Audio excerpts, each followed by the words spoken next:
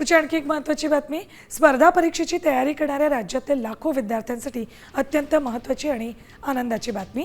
MPSCच्या गट क लिपिक टंकलेखक आणि कर सहाय्यक पदांसाठी घेतली जाणारी स्वतंत्र टंकलेखन कौशल्य चाचणी आता रद्द केली आहे। या ऐतिहासिक निर्णयामुळे निवड प्रक्रिया अधिक वेगवान होईल।